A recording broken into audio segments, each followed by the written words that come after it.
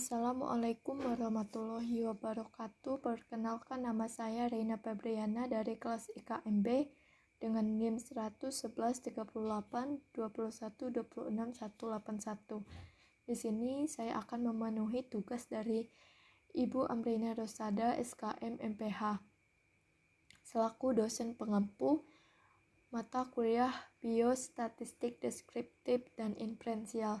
Di sini sudah ada soalnya. Suatu penelitian ingin mengetahui hubungan status merokok ibu hamil dengan berat badan bayi yang dilahirkan. Responden terbagi dua kelompok, yaitu mereka yang merokok 40 orang dan yang tidak merokok 50 orang. Hasil penelitian menunjukkan bahwa mereka yang merokok melahirkan bayi dengan rata-rata 2,9 kg dengan standar deviasi 0,1 kg. Sedangkan mereka yang tidak merokok melahirkan bayi dengan rata-rata 3,2 kg dengan standar deviasi 0,1 kg. Ujilah apakah ibu yang merokok akan melahirkan berat badan yang lebih rendah dibandingkan ibu yang tidak merokok. Alpha di sini 5%. Kita jawab, diketahui N1 banyak orang kelompok 1 itu ada 40 dan N2 banyak kelompok 2 ada 50. X bar 1 rata-rata kelompok 1 ada 2,9 dan X bar 2 rata-rata kelompok 2 ada 3,2. Dan standar deviasi kelompok 1 dan standar deviasi kelompok 2 itu ada 0,1. Alpha di sini 5% artinya 0,05 dan DF N1 ditambah N2 dikurang 2. 40 dikurang 50, 90 dikurang 2, 88. Kita masuk ke penyelesaian. Langkah pertama menentukan uji hipotesis, yaitu ada H0, yang artinya rata-rata berat badan bayi yang dilahirkan dari ibu yang merokok sama dengan rata-rata berat badan bayi dari ibu yang tidak merokok. Dan HA artinya rata-rata berat badan bayi yang dilahirkan dari ibu yang merokok lebih tinggi daripada rata-rata bayi dari ibu yang tidak merokok. Yang kedua itu uji statistik. Jadi tabel dari uji tes independen ini 1,662. Bagaimana cara mencari tabel? Yaitu dengan cara menggunakan alfa 0,05 dan DF 88. Jadi tabelnya 1,662.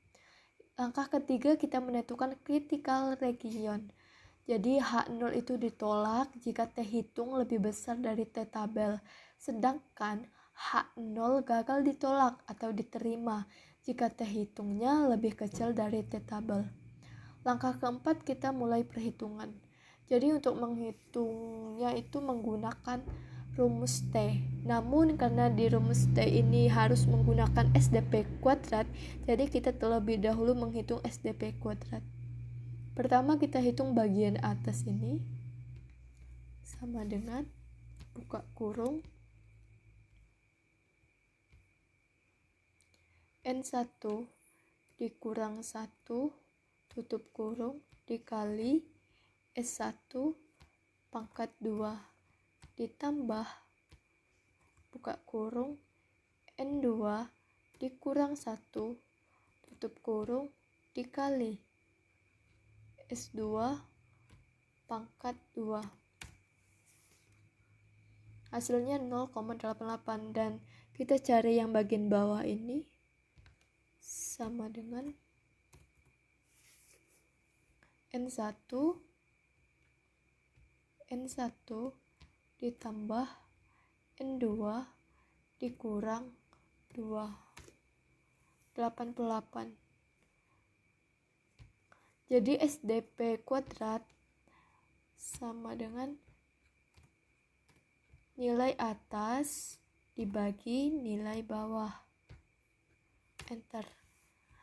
SDP kuadrat diperoleh yaitu 0,01. Kita masuk ke perhitungan yang T. Jadi yang bagian atas X1 bar dikurang X2 bar. X1 bar dikurang X2 bar.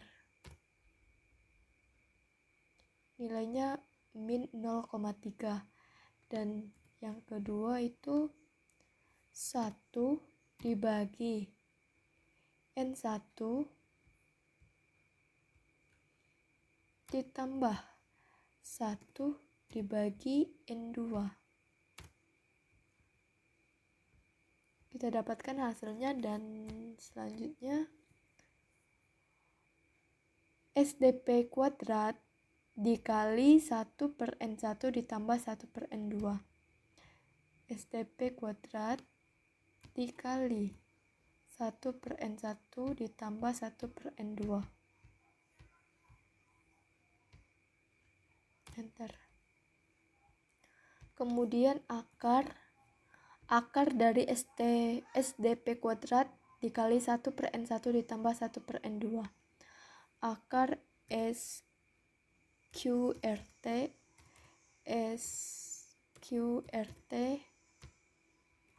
buka kurung, klik enter.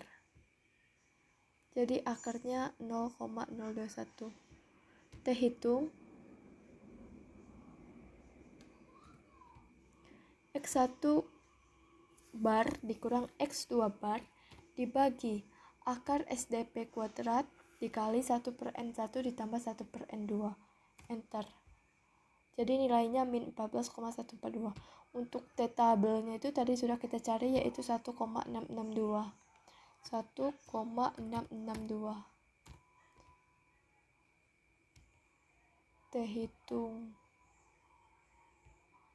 T-hitungnya min 0,14 dan T-tabelnya 1,662. Jadi kesimpulan di sini, kita ganti warna saja.